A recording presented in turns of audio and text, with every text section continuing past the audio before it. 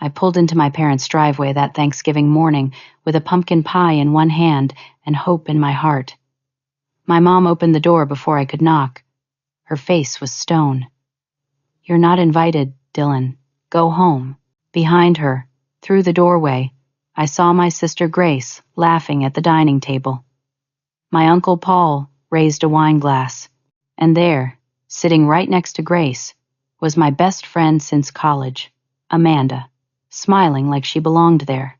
I nodded once, turned around, got back in my car, and made one phone call.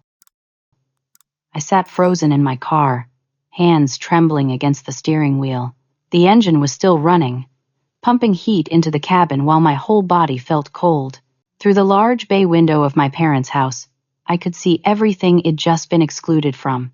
The golden brown turkey sat in the center of the dining table, probably 20 pounds, the same size my dad always insisted on.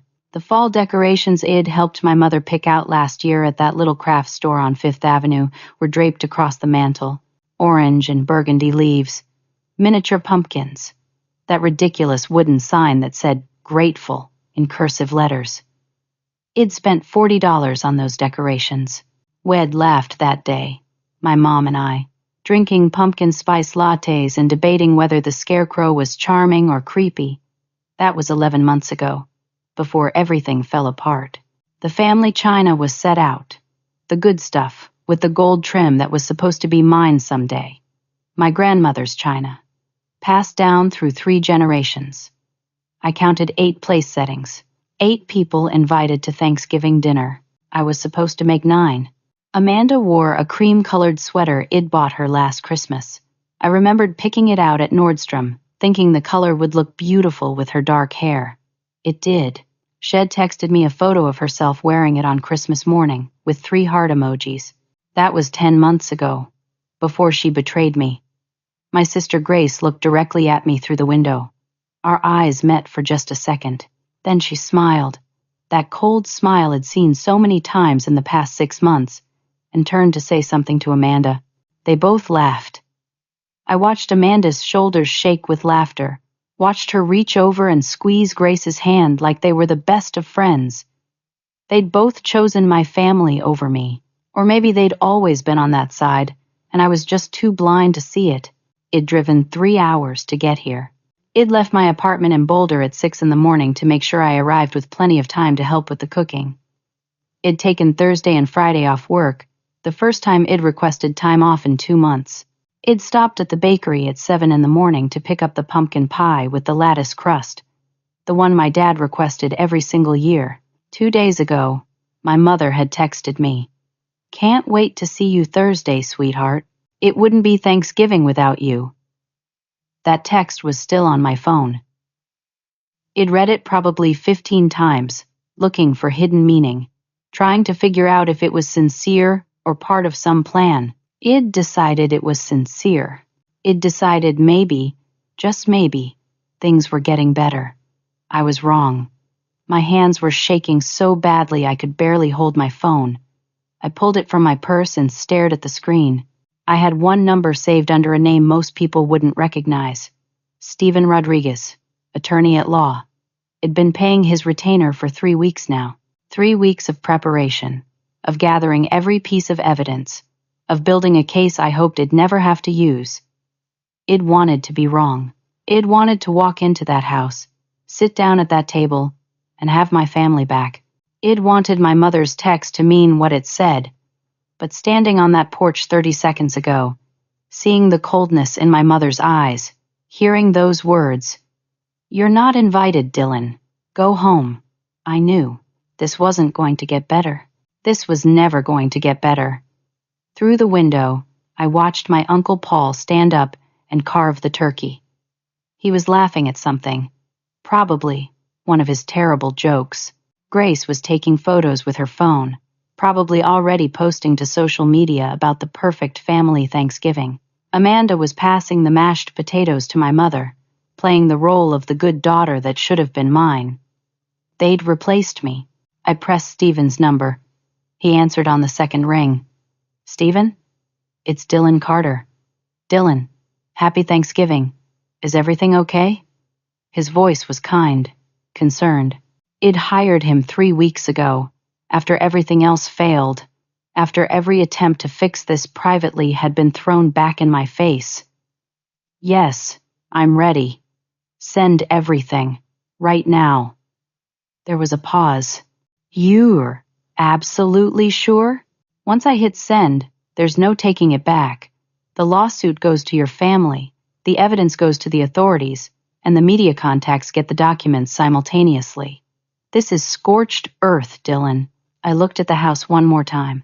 My sister was now sitting in my usual seat, the one next to my father at the head of the table. The seat it occupied for 32 years. I'm sure. Do it. Okay. Give me 5 minutes to finalize everything. Dylan, I need you to know this is the right thing. What they did to you, what they're still doing, it's not okay. Thank you, Stephen. I hung up and sat in silence. My phone screen showed the time, 11:42 in the morning. In 20 minutes, maybe less, everything would change. The lawsuit I'd been preparing would hit my family like a bomb. The evidence of embezzlement I'd spent months gathering would be in the hands of the police and the Securities and Exchange Commission. The journalists Stephen had contacts with would receive documentation of everything. And my family, sitting inside that house eating turkey and pretending everything was fine, would discover that their perfect Thanksgiving was about to become a nightmare. I should have felt guilty. I should have felt like a bad daughter, a terrible sister, a family destroyer. Instead, I felt strangely calm. For 6 months, they'd been destroying me. Today, I stopped letting them. I checked my watch. 11:45, 15 minutes, maybe less. I started my car and pulled out of the driveway slowly. In my rearview mirror, I saw the house getting smaller. The warm light from the windows, the wreath on the door, the image of family and togetherness, all of it was a lie, and in 15 minutes, everyone was going to know it. I drove exactly 4.5 miles to the nearest coffee shop, a small place called Mountain Grounds that I'd been to 100 times. It was one of those local spots with mismatched furniture and local art on the walls, the kind of place that felt more like someone's living room than a business. On Thanksgiving Day, it was nearly empty, just me, one employee behind the counter reading a paperback, and an older man in the corner working on a laptop. I ordered black coffee and sat by the window with my phone face up on the table. The employee, a young guy with a beard and a flannel shirt, wished me happy Thanksgiving. I managed to smile and thanked him. The coffee was too hot to drink, so I just held the cup, letting the warmth seep into my palms. My hands had finally stopped shaking. I checked my phone, 11:53, maybe 10 minutes now until Stephen sent everything. I needed to think about something else, anything else, so I let myself remember how I got here, how the past 6 months had unraveled everything I thought I knew about my family. 6 months ago, I was the operations manager at Carter Properties, the commercial real estate company my grandfather built in 1978, started with one small office building in downtown Denver, and grew it into a portfolio worth $50 million. My grandfather, Thomas Carter, died 5 years ago, and the company passed to my father, Richard Carter, who became CEO. My Uncle Paul, my dad's younger brother, took over as CFO. My sister Grace worked in sales and property management. And me? I ran operations. I managed the buildings, oversaw maintenance contracts, handled tenant relations, coordinated with vendors. I was good at my job. Really good. I'd been there for 8 years, worked my way up from an assistant position right out of college. Then in May, I noticed something odd in the accounts. A payment to a vendor I didn't recognize. $5,000 for electrical work at one of our properties. I managed that building. We hadn't had any electrical work done. I looked deeper, found more payments to the same vendor. $10,000 here, $15,000 there. Over 6 months, nearly $80,000 paid to this company for work that was never performed. I pulled the bank statements, dug through old invoices, Found vendor agreements with signatures I didn't recognize. The more I looked, the worse it got. There were 3 different fake vendors. Phantom maintenance companies billing us for work that never happened. The payments had been going on for 3 years. I did the math. We were missing $1,800,000. Almost $2 million. Just gone. Paid out to companies that didn't exist. I brought it to my father first. Privately, in his office, door closed. I showed him everything. The spreadsheets, the bank statements, the forged invoices. He barely looked at the papers. "You're always looking for problems, Dylan," Head said, not even meeting my eyes. "Grace mentioned you've been stressed lately. Maybe you need some time off." I was stunned. "Dad, this is embezzlement. Someone is stealing from the company. From us. Grace handles most of the vendor relationships now. I'm sure she can explain these payments. You're misunderstanding the paperwork." But I wasn't misunderstanding anything. The evidence was clear, so I kept digging. I spent my evenings and weekends going through years of financial records. I created timelines, traced bank accounts, followed the money. It led to 2 people, my sister Grace and my uncle Paul.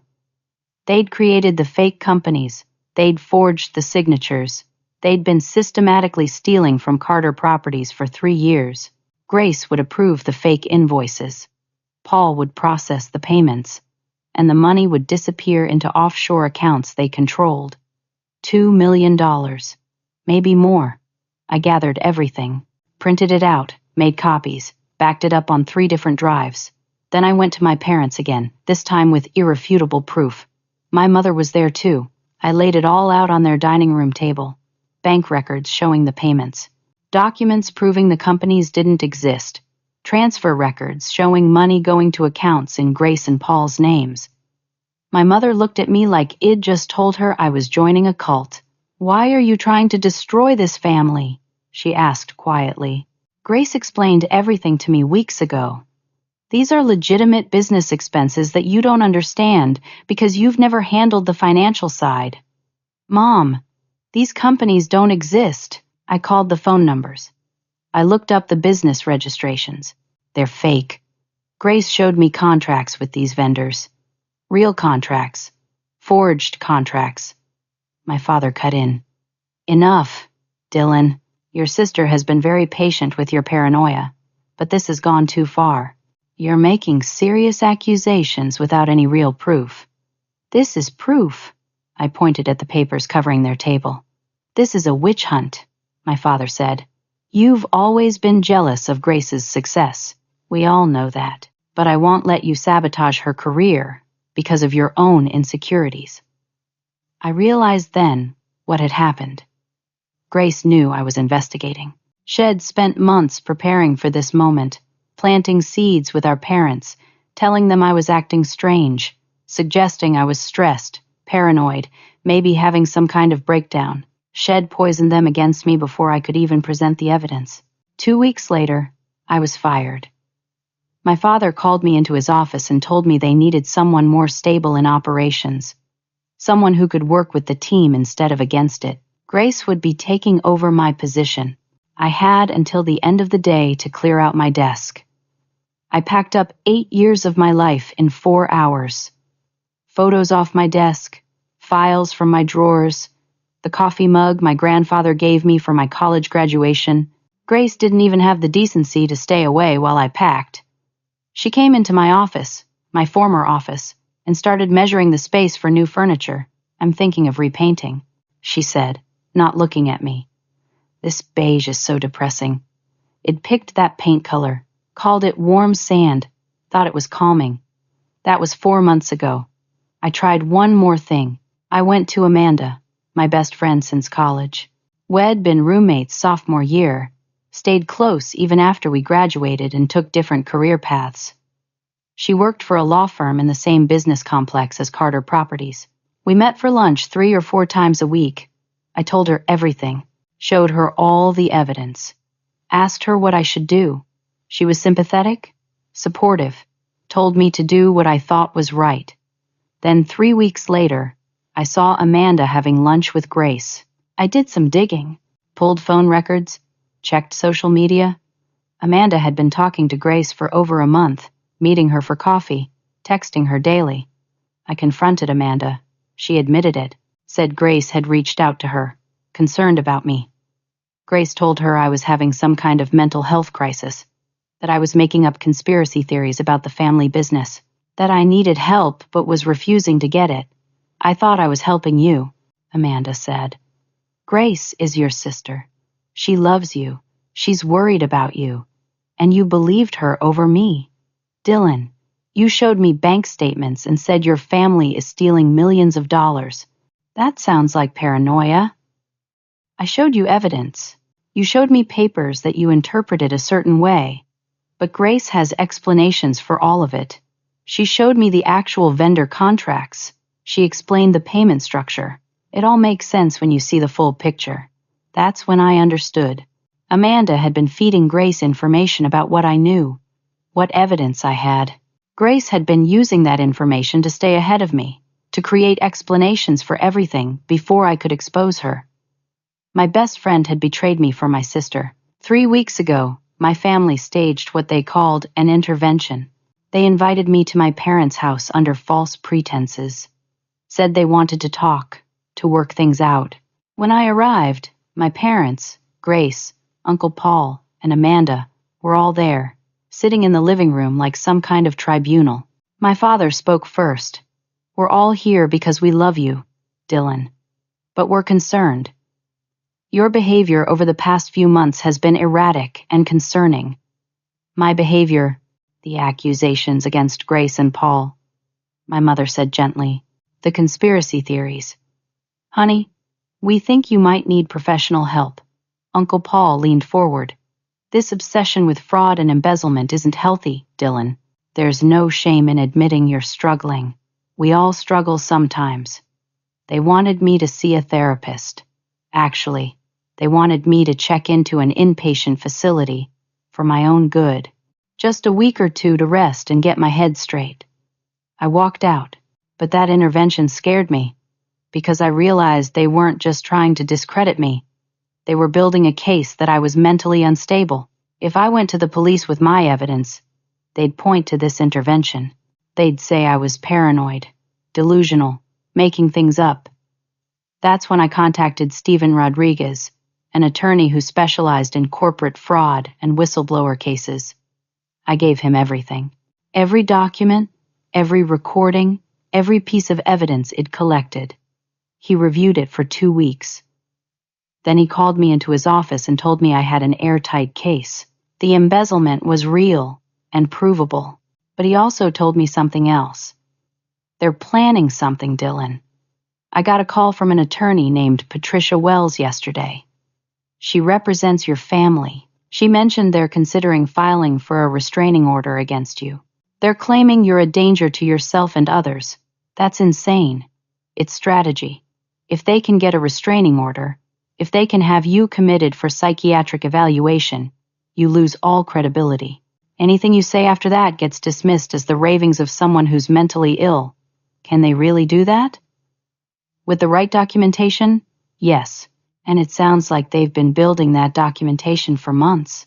The intervention, the witnesses saying you're acting paranoid, your termination from the company for instability, it all creates a narrative. So what do? We go on offense. File a civil lawsuit for embezzlement, wrongful termination, and defamation. Get everything on record before they can spin the narrative. The moment the lawsuit is public, you're protected. They can't make you disappear once you're an active plaintiff in a major fraud case.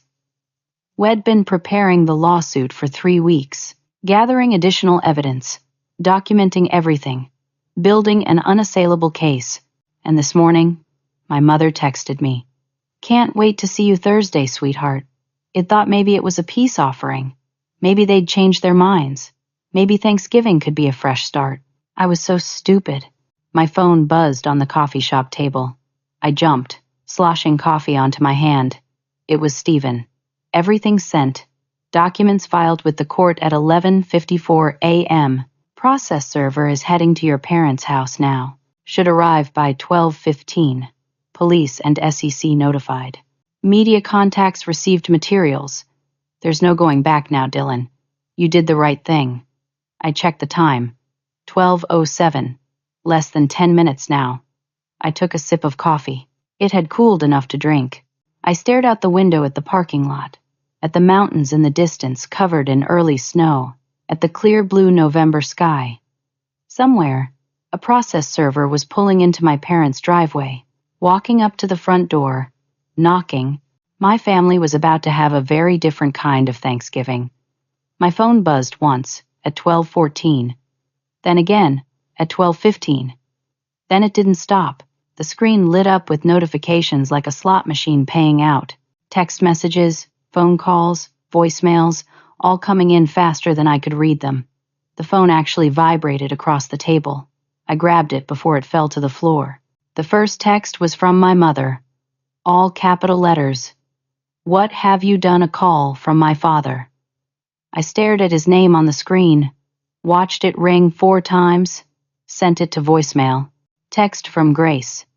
"You vindictive bitch," another call from my father. I declined it. Call from Uncle Paul. Declined. Text from Amanda. "Dylan, please call me. This isn't what you think." More texts from my mother. "There are lawyers here, on Thanksgiving. How could you?" I opened my voicemail. 5 new messages in the span of 3 minutes. I listened to the first one from my father. His voice was shaking, not with sadness, but with pure rage. "You brought legal action against your own family? On Thanksgiving? We gave you everything, Dylan. Everything. Put you through college, gave you a job, a career, a future. And this is how you repay us? By destroying us? You're done. Do you hear me? You're done." I deleted it and moved to the next message. My mother this time, her voice high and panicked. "There's a police detective here, asking about financial records. Dylan, what have you done? This is your family. Your own blood. How could you do this on Thanksgiving? What is wrong with you? Delete." Uncle Paul's message was short. "You just signed your own death warrant, kiddo, legally speaking. Well, bury you in court. You'll have nothing left when we're done. Delete." Grace's voicemail was the longest. Over 2 minutes of her screaming about betrayal and lies and how I'd always been jealous of her, how I'd always wanted to tear her down, how this was proof I'd been mentally unstable all along. Delete. Text from my father. "If you don't drop this immediately, you will never be part of this family again." I texted back, my hands surprisingly steady. "I haven't been part of this family for 6 months. You made that choice." Another text from Grace. "Dad's having chest pains. If something happens to him, it's your fault." My stomach dropped. I stared at those words. Chest pains. Was it real? Was he actually hurt? Or was this another manipulation? Another way to make me the villain? Text from my mother. "Your father is going to the hospital. I hope you're proud of yourself." Oh God, it was real. My father was having a medical emergency. I called Stephen Rodriguez immediately. "Dylan, I've been expecting your call. I take it the process server made contact. My family says my dad is having chest pains, that he's going to the hospital. Stephen, did something happen? But you didn't create that stress by filing a legitimate lawsuit about actual crimes. They created that stress by committing those crimes. What if he dies? Then it will be tragic, and it will not be your fault. You filed a lawsuit. That's a legal right. People don't get to embezzle money and then claim immunity because legal consequences might stress them out." I knew he was right. Logically, I knew he was right. But the guilt was still there, heavy in my chest. "Dylan, I need to tell you something else. Something I found out this morning." "What?" "I got a call at 9 this morning from an attorney named Patricia Wells. She represents your family. She told me they were planning to file an emergency petition this afternoon for an involuntary psychiatric hold. They were going to have you committed." The coffee shop went silent around me. "What?" "They were going to claim you're a danger to yourself and others. They had statements prepared from Grace, your parents. even Amanda. They were going to argue that you're having a psychotic break characterized by paranoid delusions about your family.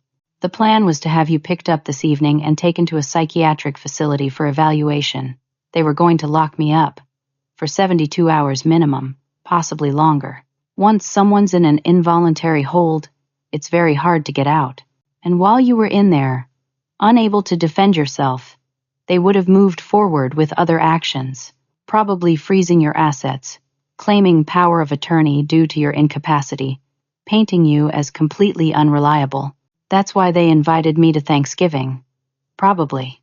If you'd gone inside, if you'd reacted badly to being rejected or confronted, they would have had witnesses to your instability. Police would have been called. It would have supported their petition. Oh my God, that's why I had to go nuclear, Dylan. I couldn't wait. I had to file everything this morning and notify the media. Once you're a public plaintiff in a major fraud case, they can't make you disappear into a psychiatric facility. The optics would be terrible. It would look like retaliation. I sat there, absorbing this information. My family hadn't just been planning to humiliate me. They'd been planning to destroy me completely, to take away my freedom, my credibility, my ability to fight back, and it almost walked into the trap. Thank you, I whispered. You're welcome. Now, your phone is probably going crazy. Don't respond to anyone except me. Let them panic. We're in control now, not them. We hung up. My phone continued buzzing. I scrolled through the notifications. Text from a number I didn't recognize. This is Margaret Chen from Channel 7 News. We received documents about embezzlement at Carter Properties. Would you like to comment? Another unknown number. Brad Murphy, Denver Post. Can we talk about the allegations against your family's company? Stephen had sent the evidence to the media. Of course he had. That was part of the plan, making this too public to bury. More text from Grace. You've destroyed everything. Make sure everyone knows what you really are. You're going to regret this for the rest of your life. Text from Amanda. Dylan, I'm so sorry. I never wanted this. I didn't know how bad it was. Please talk to me. Text from my mother. You've destroyed everything our family built. Your grandfather would be ashamed of you. That one hurt. My grandfather, the man who built Carter Properties from nothing, who taught me about integrity and hard work, who told me on his deathbed that the family name mattered less than what you stand for. I texted back to my mother. No, Grace and Paul destroyed it. I'm just making sure everyone knows. Call from Amanda. I declined it. She left a voicemail. Dylan, I'm so sorry. I didn't know how far they were going to take this. Grace told me they just wanted to help you, that you were sick and needed support.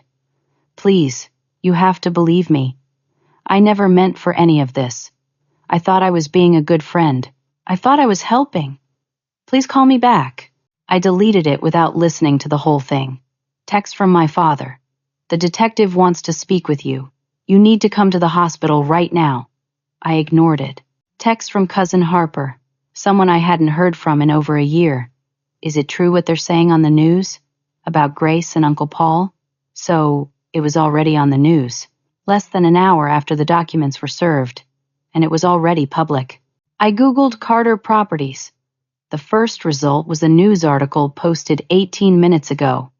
Local real estate company under investigation for embezzlement fraud. I clicked on it. They had photos of the Carter Properties building, photos of Grace and Uncle Paul from the company website. The article mentioned me by name as the whistleblower who'd brought the allegations forward. It detailed the accusations. Nearly $2 million misappropriated over 3 years through fake vendor payments.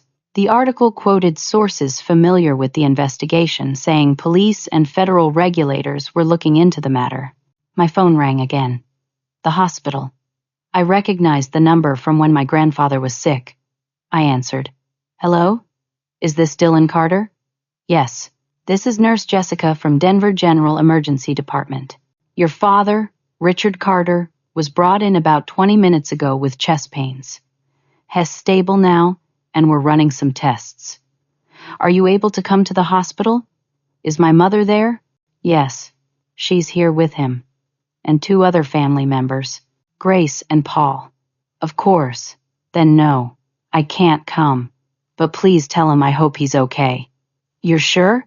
He's been asking for you. That surprised me. He has. He keeps saying your name. I closed my eyes. Tell him, I'm glad he's okay. But I can't be there. I understand.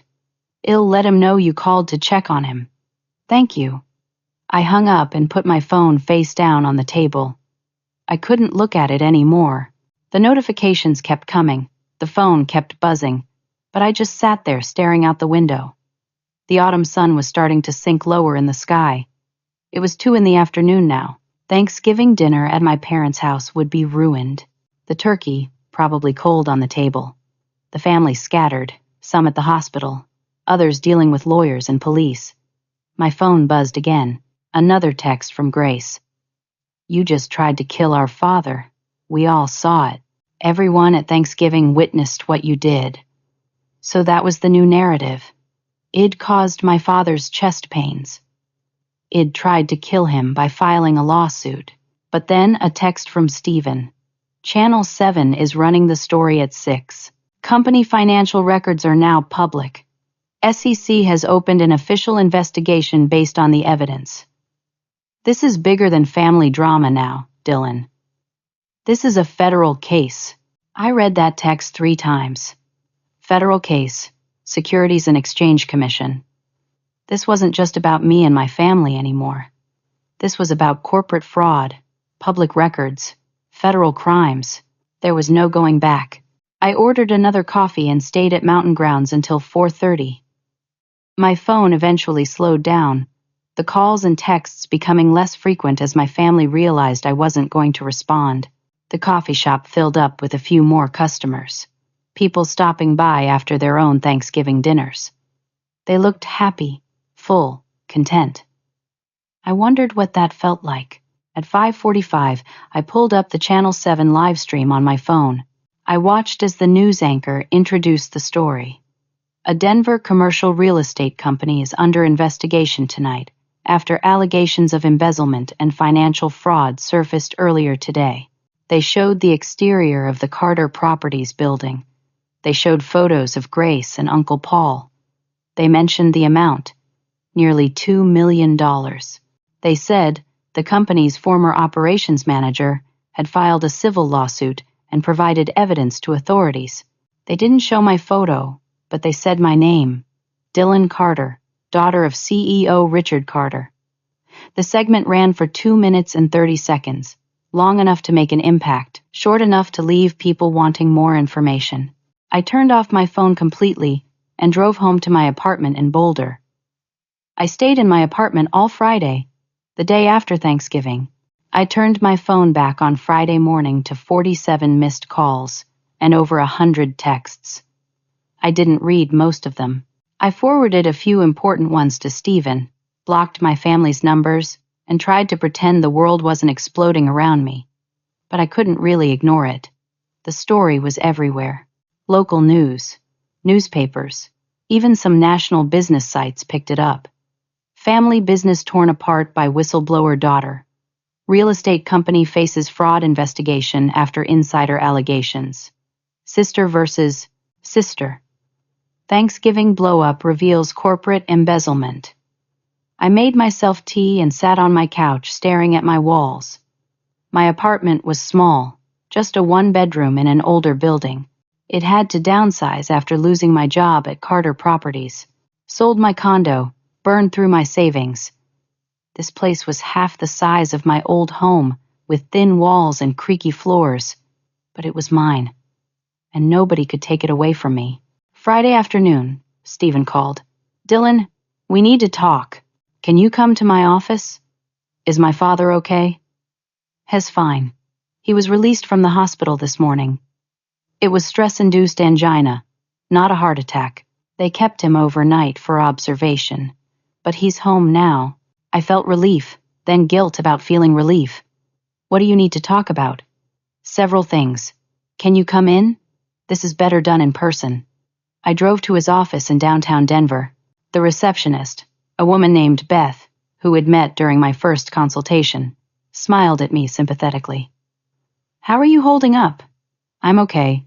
What you did took real courage." I didn't feel courageous. I felt exhausted. Stephen's office was small, but organized. Law books lining one wall, a window overlooking the city on another.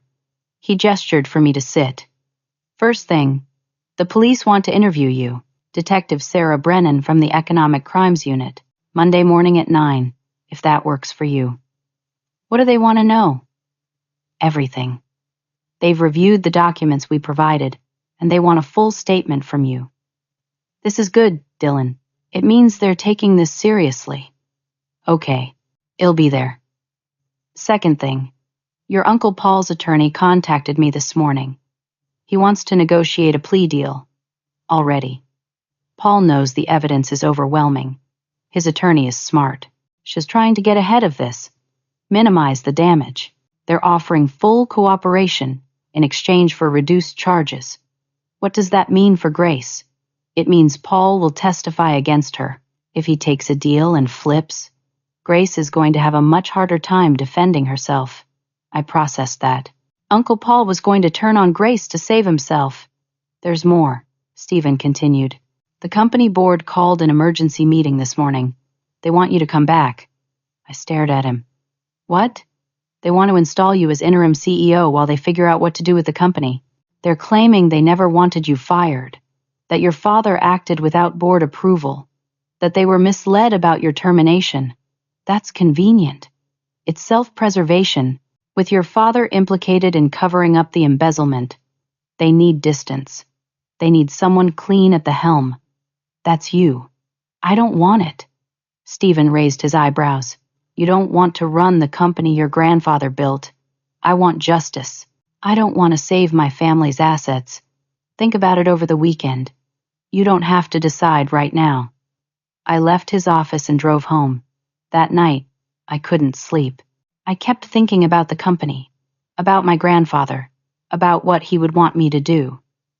Saturday morning, I met with Detective Brennan at the police station.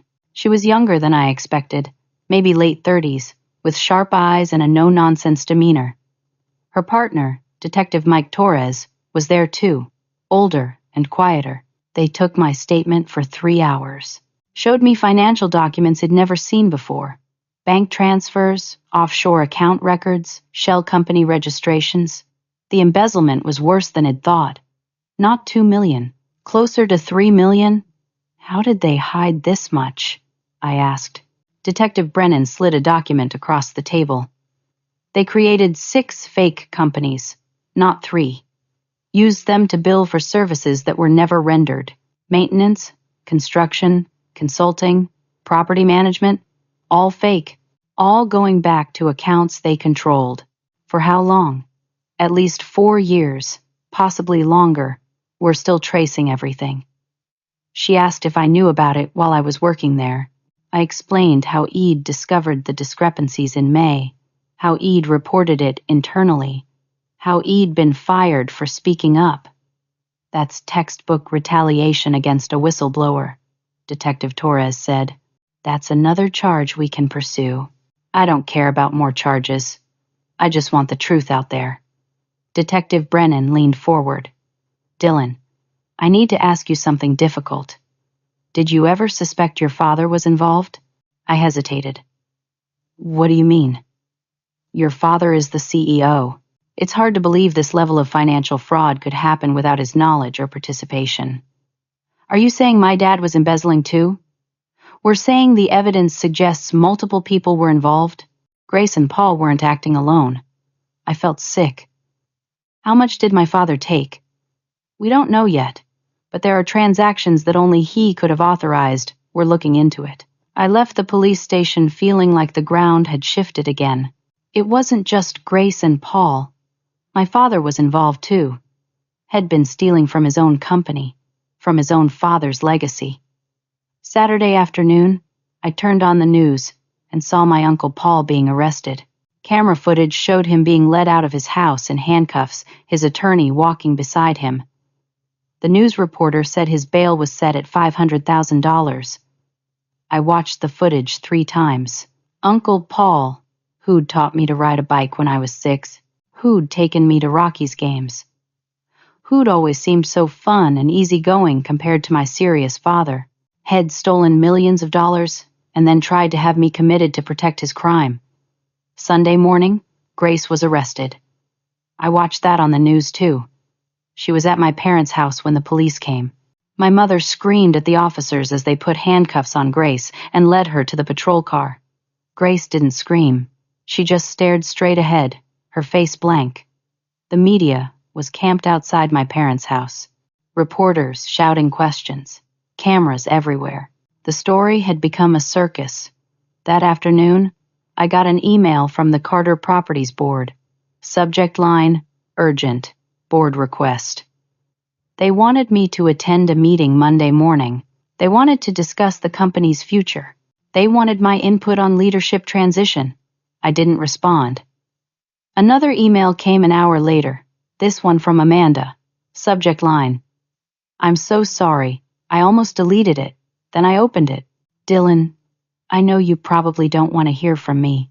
I know I don't deserve your forgiveness, but I need you to know what happened. Grace came to me 2 months ago. She said you were having a mental breakdown. She showed me texts you'd sent that seemed paranoid and disjointed. She said you'd been fired from Carter Properties because you were making wild accusations about fraud that didn't exist. She said your family was trying to get you help, but you were refusing treatment. She asked me, as your best friend, to tell her if you said anything concerning. She framed it as worry, as love. I believed her because she's your sister. I thought family would know better than me how to help you. I told her what you'd said to me about the embezzlement. I told her you'd gathered evidence. I didn't know she was using that information against you. I didn't know she was building a case to have you committed. When I found out about that plan on Wednesday, I told them no. I said it was too far. That's why I wasn't at Thanksgiving dinner when you arrived. It'd been there earlier, but I left. I couldn't watch them do that to you. Dylan, I failed you. I chose to believe the wrong person. I'm not asking for forgiveness. I just needed you to know that I see now what I couldn't see then. You were telling me the truth the whole time, and I didn't believe you. I'm sorry. Amanda. I read the email twice. Amanda had tried to warn me. That text on Wednesday night? Maybe skip Thanksgiving this year. Id thought she was just being flaky. Shed been trying to protect me. It didn't excuse what Shed done. Shed still betrayed my trust, still fed information to Grace for months. But it was something. A small acknowledgement that Shed been wrong. I didn't respond to the email. I wasn't ready for that. Sunday night, my phone rang. Unknown number. I almost didn't answer, but something made me pick up. Hello, Dylan? It's Harper, my cousin Harper. My aunt, Linda's daughter, 2 years younger than me. We'd been close as kids, drifted apart as adults. Hey, Harper, I just wanted to call and say I believe you. About everything. Grace and Uncle Paul, the money, all of it. Thank you.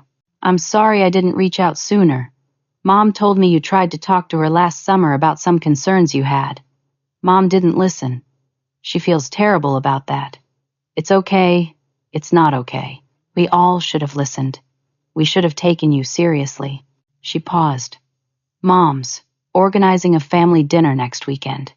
Just the relatives who believe you. Not many, but some. Me, Mom, Uncle Marcus. Would you come? A family dinner? With people who actually wanted me there. I'll think about it, I said. That's all I'm asking. And Dylan, what you did took guts. Real guts. You're basically a badass. I laughed for the first time in days. Thanks, Harper. After we hung up, I sat with my phone in my hand. Not everyone had abandoned me. Harper believed me. Aunt Linda believed me. Uncle Marcus believed me. It wasn't the family I'd lost, but it was something.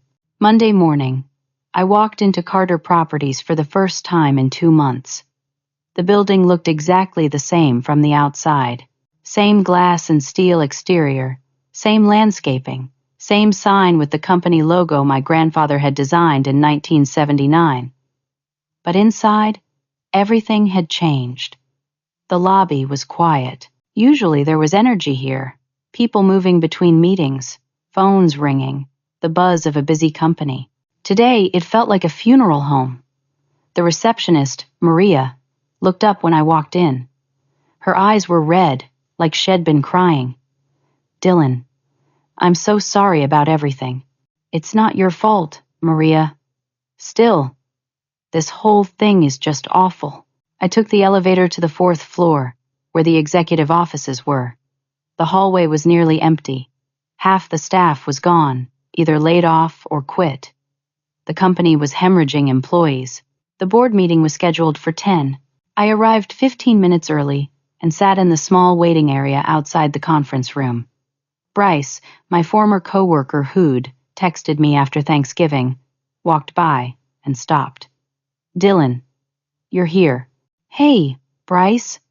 I got fired on Friday for asking too many questions about the accounts you used to manage." I heard. "I'm sorry. Don't be. I should have asked those questions months ago.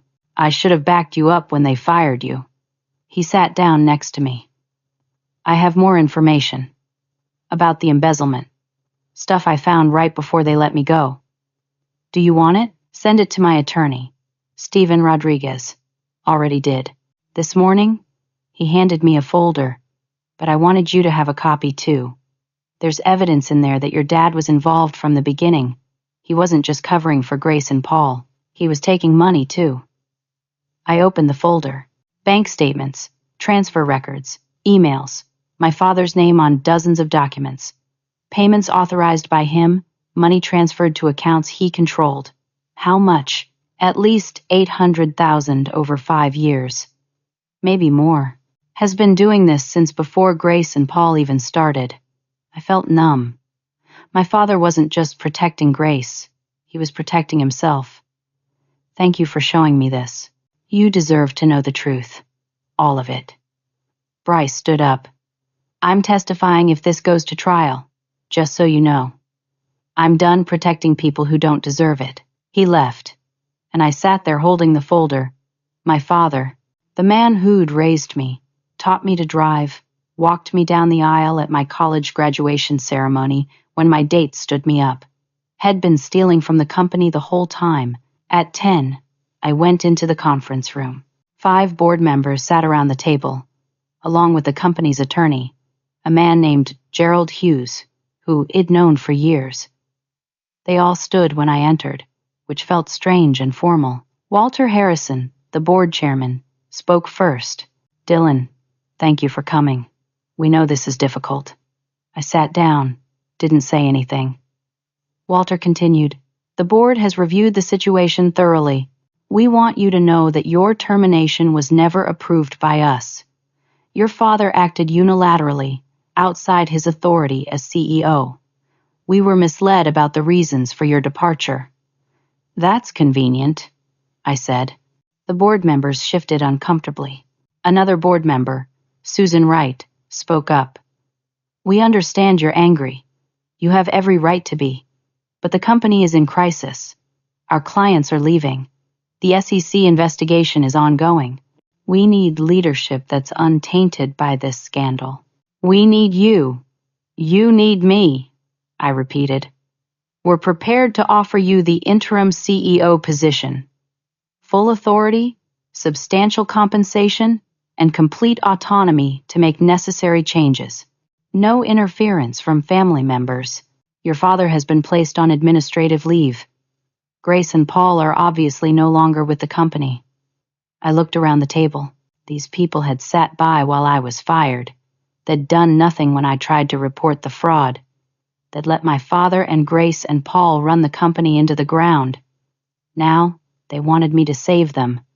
"No," I said. Walter blinked. "I'm sorry. I don't want the job. I don't want to save this company. But this is your grandfather's legacy. My grandfather's legacy died when his son turned it into a criminal enterprise. What's left isn't worth saving." Susan leaned forward.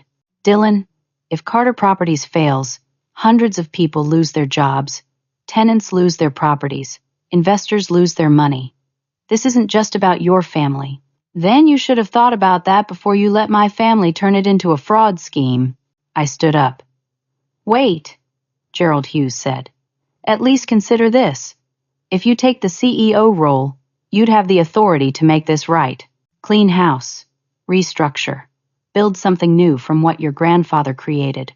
Or I could let it fail and build something new on my own, something that isn't contaminated by lies. Walter stood too. Dylan, please, think about what your grandfather would want. My grandfather would want integrity. He told me that on his deathbed. He said the family name matters less than what you stand for. I'm standing for honesty, not for propping up a corrupt company just because it has our name on it. I walked out of the conference room, walked past Grace's former office, past my old office, past all the places I'd worked for 8 years. I didn't look back. In the parking lot, I called Stephen. They offered me the CEO position. Are you taking it? No. Let the company fail. Let them find someone else to clean up the mess. That's your choice. But Dylan, there might be value in taking control. You could ensure full restitution, make sure the victims are compensated. Counteroffer for you to present to Grace's attorney. She pays full restitution to the company, not to me. Every dollar she took goes back to Carter Properties. And she allocates $50,000 to a whistleblower protection nonprofit. Then I'll drop my personal civil suit against her. That's generous. I don't want her money, Stephen. I want accountability. Later that afternoon, I did something I'd been avoiding. I went to the hospital where my father had been treated on Thanksgiving. I asked at the front desk if he was still a patient. They told me he'd been discharged Friday morning. I got his home address from my phone contacts and drove to my parents' house. The media trucks were gone now, moved on to other stories. The house looked quiet, normal, like nothing had happened. I sat in my car for 10 minutes trying to decide if this was a mistake. Then I walked up to the front door and knocked. My mother opened it. Her face went hard when she saw me. Get out. I came to see Dad, not you. You're not welcome here. Mom, please. 5 minutes. You almost killed him. You filed a lawsuit designed to give him a heart attack, and you succeeded. He could have died because of you. He had chest pains because he's a 65-year-old man who just got caught covering up millions of dollars in embezzlement. That's not my fault. Get off my property before I call the police. I'll leave after I see Dad. We stood there staring at each other. Finally, she stepped aside. 5 minutes. Then I want you gone. I walked through the house I'd grown up in. Photos of Grace and me on the walls, school pictures and family vacations, a photo of my grandfather holding me when I was 3 years old. Everything looked so normal, so perfect. All of it was a lie. My father was in the living room, sitting in his recliner watching television. He looked older than I remembered, smaller. He looked up when I entered, and for a second, something crossed his face. Shame, maybe. Or fear. Dylan. Hi, Dad. My mother stood in the doorway, arms crossed, watching us like a prison guard. How are you feeling? I asked. How do you think I'm feeling? I don't know. That's why I'm asking. He muted the television. You destroyed your own family? No. Grace and Paul destroyed it. You helped them. I just refused to pretend it wasn't happening. That company is your inheritance. Was your inheritance. Now it's worth nothing. It was worth nothing the moment you turned it into a criminal operation. He finally looked at me, really looked at me. Your grandfather would be ashamed of you. I don't think so. I think he'd be ashamed of you. My mother made a sound from the doorway, something between a gasp and a sob. I pulled the folder Bryce had given me from my bag, dropped it on the coffee table in front of my father. What's this? Evidence that you've been embezzling from Carter Properties for 5 years. $800,000 that you stole. Not Grace, not Paul, you. His face went pale. The police have this too. So does the SEC. You're not just covering up fraud, Dad. You're a participant, a thief. Get out, my mother said from the doorway. Get out right now. I ignored her, kept my eyes on my father. I'm dropping my personal lawsuit against Grace. She'll pay full restitution to the company. That might save Carter Properties. I don't know. But at least the victims will be compensated. Why would you do that? My father asked quietly. Because Grandpa built something good. It's not my job to destroy it just because you corrupted it. I turned to leave. Dylan. I stopped. My father said, Your grandfather would be proud of you. I should have said that 6 months ago. It wasn't an apology. It wasn't even close to what I needed, but it was acknowledgement. The first honest thing Head said to me in months. I nodded and left. In the hallway, I started crying. Just stood there, in my childhood home, looking at photos of a family that didn't exist anymore, and cried. My mother appeared at the end of the hall. She didn't say anything, just looked at me with an expression I couldn't read. I wiped my eyes and walked out. That night, Stephen called with an update. Uncle Paul had taken a plea deal. 3 years in prison, full cooperation with prosecutors, testimony against Grace. Grace was fighting the charges. Her trial was scheduled for 6 months out. The SEC investigation would continue regardless of the criminal proceedings, and my father had been formally named in the investigation. He would likely face charges too. I sat on my couch that night with a glass of wine and looked at old photo albums, pictures of Grace and me as kids, building sand castles on family vacations, Thanksgiving dinners from when Grandpa was still alive, everyone smiling around the table. My graduation from college, Grace in the front row cheering. I mourned for what we'd been, or what Eid thought we'd been. Maybe it was always an illusion. Maybe the cracks were always there, and Eid just been too close to see them. The next morning, I woke up to an email from Bryce. Head found more evidence, more documents showing Grace's plan to frame me for the embezzlement. Shed created fake emails with my name, forged documents that made it look like Id authorized the fraudulent payments. If I hadn't acted first, if I hadn't filed the lawsuit when I did, I would have been arrested. I would have been charged with the very crimes Grace and Paul committed. The psychiatric commitment wasn't just cruelty. It was set up. They were going to have me declared mentally incompetent so I couldn't defend myself when they framed me for their crimes. I forwarded everything to Stephen and Detective Brennan. That changed everything. Grace wasn't just defending herself. Shed actively plotted to destroy me, to send me to prison for crimes she committed. That Thanksgiving rejection, as painful as it was, had saved my life. If Eid been welcomed in, if Eid stayed for dinner, they might have executed their plan that very day. Claimed Eid had a breakdown right there at Thanksgiving, had me taken away in front of witnesses. Being turned away at the door was the best thing that ever happened to me. 3 months passed. It was late February now, and Denver was locked in that strange phase between winter and spring where the weather couldn't make up its mind. Snow one day, 60 degrees the next. I sat in my new office, but not at Carter Properties. I'd started my own consulting firm, Whistleblower Solutions, a small operation, just me and a part-time assistant, helping people navigate the nightmare of reporting fraud in family businesses.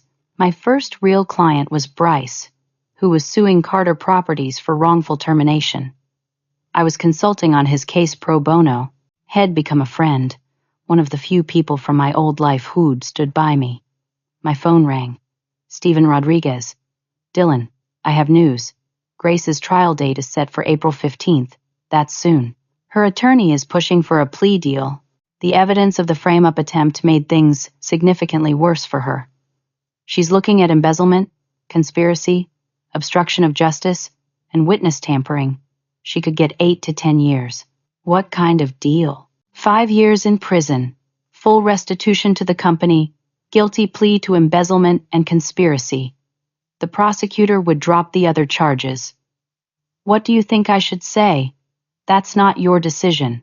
The prosecutor will do what they think is right. But they did ask for your input as the primary whistleblower. Tell them I'm okay with the plea. I don't need Grace to go to prison for a decade. I just need her to face consequences. Understood. There's something else. Your mother wants to meet with you. I hadn't spoken to my mother since that day at the hospital, over 2 months ago. Why? She wouldn't say. Just asked if I could arrange it. You don't have to agree. Where? She suggested, somewhere neutral. A park, maybe? I thought about it. Part of me wanted to refuse, to keep the distance Id worked so hard to create. But another part was curious. What could she possibly want to say? Okay. Tell her I'll meet her. We arranged it for Saturday afternoon. Washington Park. A bench near the lake. It was one of those weird February days where the temperature hit 58 degrees and everyone in Denver emerged from hibernation. Joggers on the path, families with kids, people walking dogs. My mother was already there when I arrived, sitting on the bench looking out at the water. She looked different. Thinner, older. Shed cut her hair short. I sat down next to her, leaving a foot of space between us. We sat in silence for several minutes. Finally, she spoke. Grace told me everything. About the plan to commit you. About framing you for the embezzlement. I waited. I didn't know about the framing, but I knew about the commitment idea, and I didn't stop it. My heart sank, even though Id already suspected as much. She continued. Grace convinced me you were dangerous. To yourself. To us. She showed me texts you'd supposedly sent that seemed paranoid, delusional. She said you were having a breakdown. I thought we were helping you. You thought ambushing me and having me locked up was helping. I thought it was an intervention. I didn't understand it was a trap. She turned to look at me for the first time. Her eyes were red. I failed you, Dylan. As a mother, I completely failed you. It was the first real apology I'd received from anyone in my family. Your father and I are divorcing. I stared at her. What? I filed papers last week. I can't forgive what he did. He knew everything from the beginning. He helped Paul and Grace cover it up because he was stealing money too. He was never protecting the company. He was protecting himself. I know. I saw the evidence. He let Grace and Paul take the fall for all of it. He let his own daughter go to jail rather than admit his own guilt. I can't be married to someone like that. She looked out at the lake again. I'm moving to Santa Fe next month, starting over. I'm 62 years old, and I'm starting completely over. Why are you telling me this? Because I want you to know that I see what I did. I see how I chose wrong every single time. I chose your father over the truth. I chose Grace's lies over your evidence. I chose protecting the family reputation over protecting you.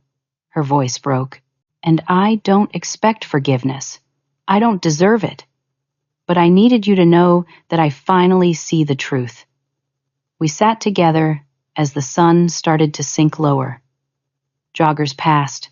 A couple walked by holding hands, life going on like normal, while my mother and I sat with the wreckage of our family. She stood to leave. Mom, she turned, in Santa Fe. If you want, you could call me sometimes. Her face crumbled. Tears spilled down her cheeks. I'd like that very much. We didn't hug. The gap between us was still too wide, but it was something. A crack in the wall. A possibility. The next week, I got a call from Aunt Linda. Shed organized that family gathering Shed mentioned months ago. Just a small group. Harper, Uncle Marcus, Aunt Linda, and a few cousins who believed my side of the story. It's a belated Thanksgiving dinner, Aunt Linda explained. We owe you a proper Thanksgiving. One where you're actually wanted. The dinner was at Aunt Linda's house in Aurora. When I arrived, Harper opened the door and hugged me immediately. You made it. Inside, it was smaller than the Thanksgivings I remembered from my parents' house. 6 people total instead of 20. But everyone there actually wanted me present. We ate roast chicken instead of turkey, mashed potatoes, green beans, apple pie. It was simple and warm. Uncle Marcus raised his glass to Dylan for having the courage we all should have had. They asked me about my new business. I told them about whistleblower solutions, about the clients I was helping, people trapped in situations like mine, afraid to speak up against family members who were breaking the law. "You're making a real difference," Aunt Linda said. "Your grandfather would be so proud." That's what Id needed to hear. Not from my father, who'd proven himself untrustworthy, but from someone who'd known my grandfather well, who understood what he valued. After dinner, Harper pulled me aside. "Amanda's been asking about you." "I know. She emails every few weeks." "Are you ever going to respond?" "I don't know. What she did was huge. She made a mistake, a massive one, but she's drowning in guilt. That's not my responsibility to fix." "No," Harper agreed. "But forgiveness might be something you need, not something she deserves." I thought about that for days. Finally, one night, I opened Amanda's most recent email. It was long, several paragraphs. She'd been in therapy, trying to understand why she'd been so easily manipulated by Grace. She'd quit her job and moved back home to Wyoming to be closer to her family. She wasn't asking for forgiveness anymore, just acknowledgement that she'd been wrong. I wrote back for the first time in months. "I got your email. I'm not ready to talk. But I'm not deleting your messages anymore. Maybe that's a start." I hit send before I could second-guess myself. A few days later, I got news that changed everything. Carter Properties had been sold. The board couldn't save it. A competitor bought the company name and assets for a fraction of what it was worth. My father walked away with almost nothing after restitution, payments, and legal fees. My grandfather's legacy was gone. 46 years of building something, and it disappeared in 6 months. I drove to the old building one last time.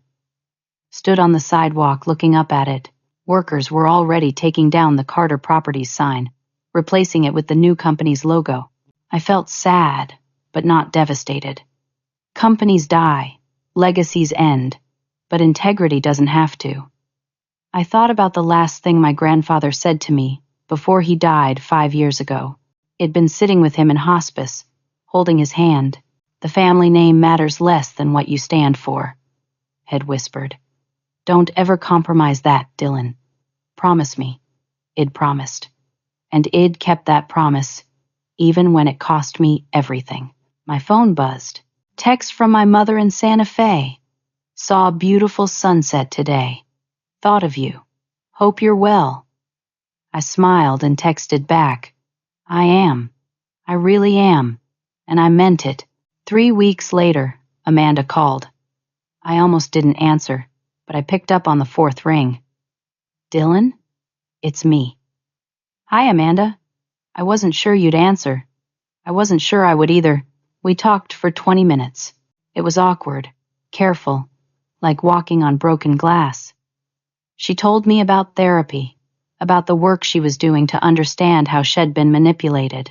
I told her about my business, about the clients I was helping. "Can we maybe get coffee sometime?" she asked.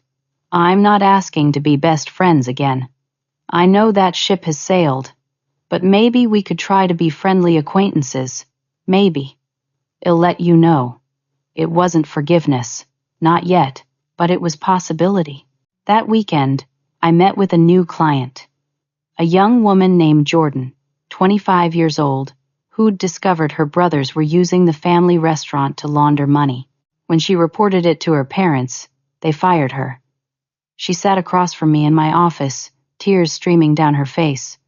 "I don't know what to do. They're my family." I handed her a tissue. "I know, but that doesn't mean they're right. If I report them, I'll lose everyone. You might.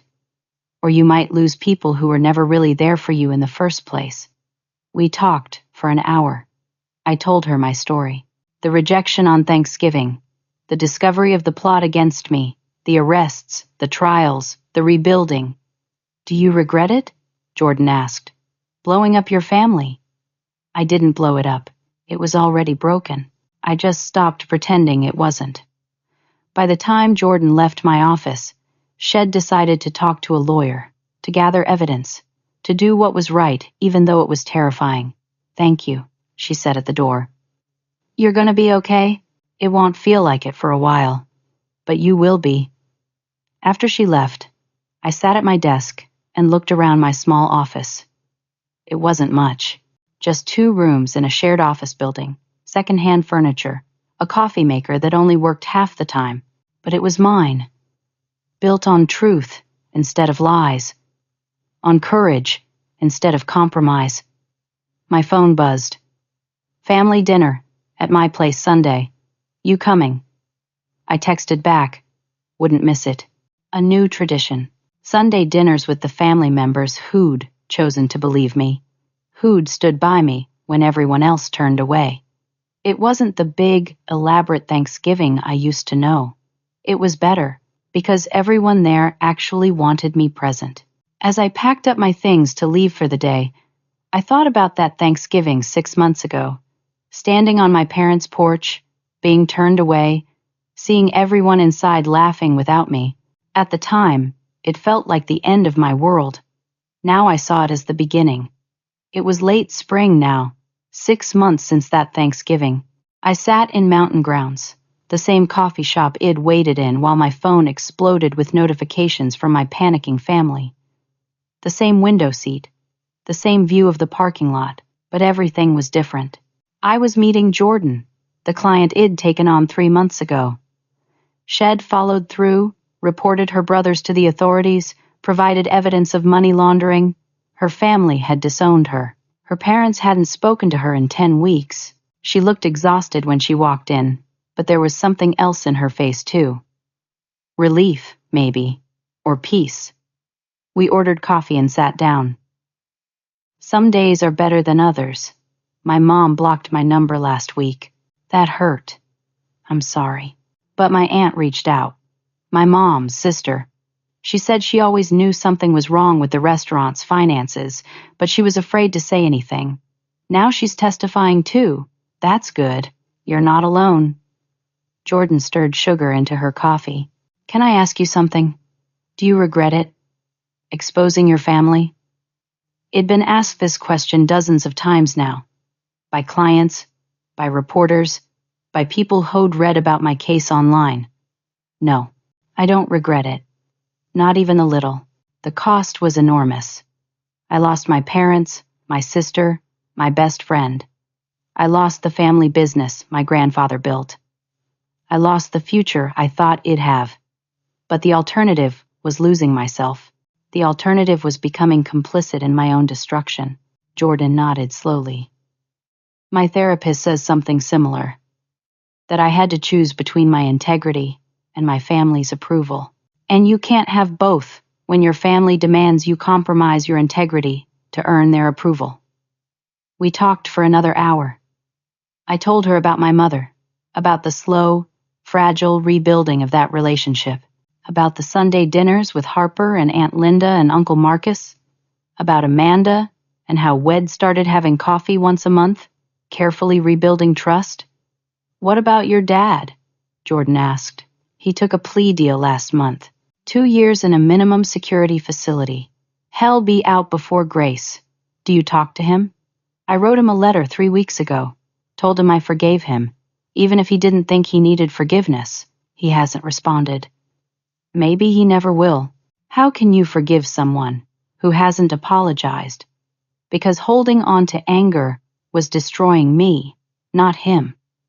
Forgiveness isn't about excusing what they did. It's about freeing yourself from carrying it. Jordan's eyes filled with tears. I'm so angry at my family, all the time. It's exhausting. It is exhausting. And you're allowed to be angry. You should be angry. But eventually, you'll have to decide if you want to carry that anger forever or put it down. We finished our coffee. Jordan thanked me for meeting with her, for understanding what she was going through. After she left, I sat alone with my thoughts. My phone rang. My mother. "Hey, Mom." "Hi, sweetheart. I'm coming to Denver next week. Would you want to have lunch? I'd like that. We talked for a few minutes about nothing important. Her art class in Santa Fe. The weather. A new coffee shop she'd discovered. Small talk. Surface level. But it was warm. Real. When we hung up, I felt grateful. Not for what was lost, but for what was being rebuilt. I opened my laptop and pulled up the document I'd been working on for 2 months. A book. A guide for whistleblowers in family businesses, based on everything I'd learned.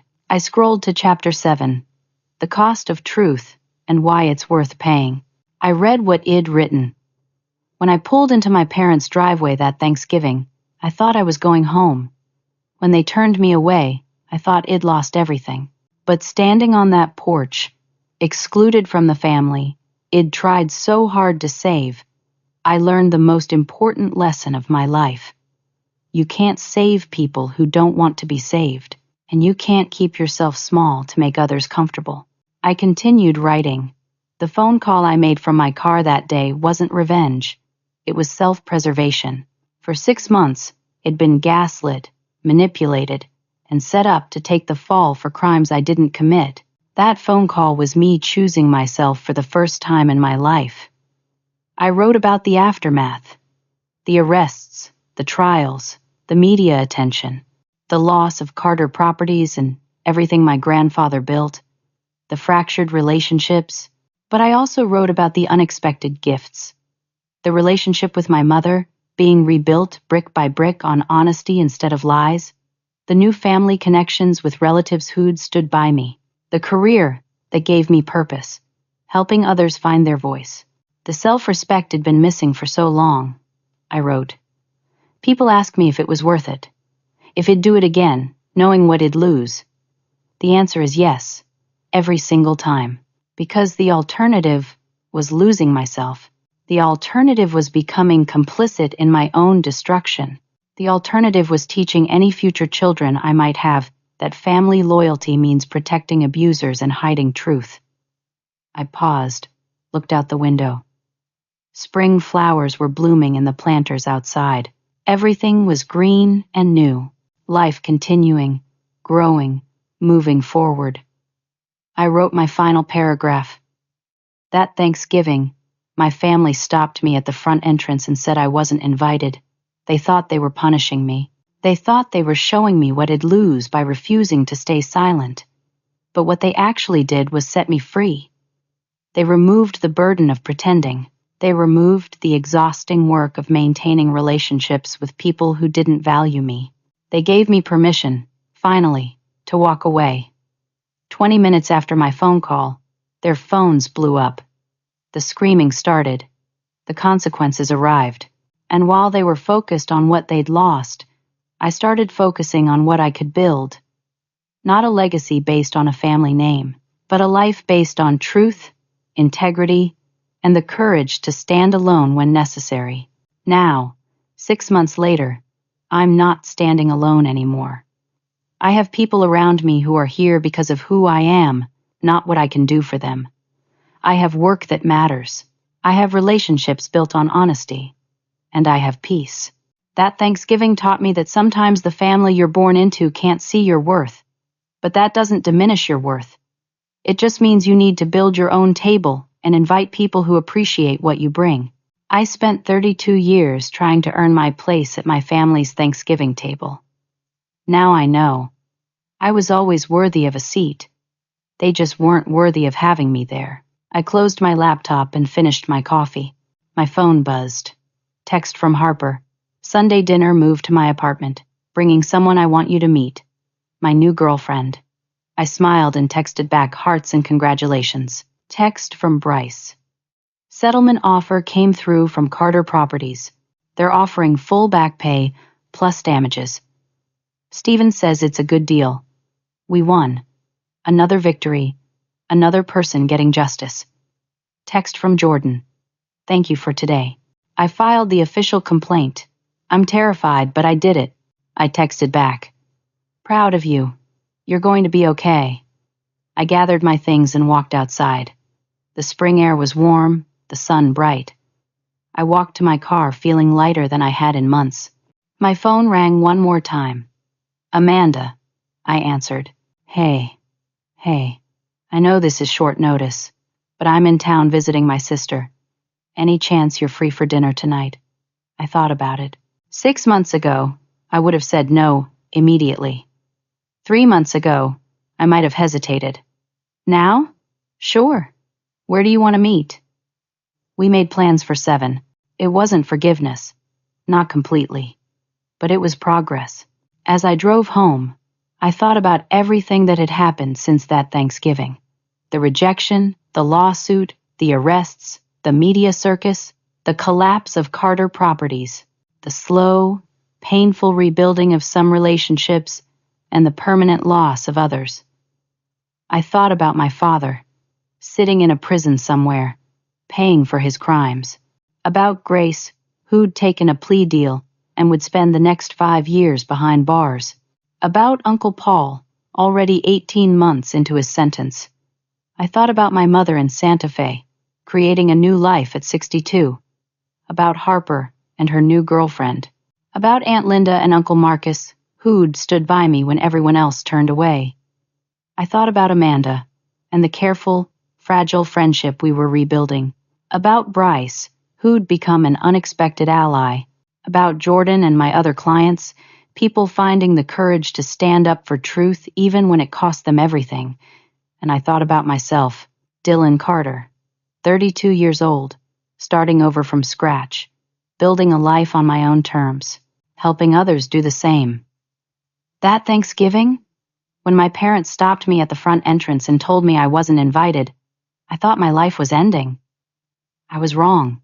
It was just beginning. Now, I want to ask you something. Have you ever had to choose between family loyalty and doing what's right?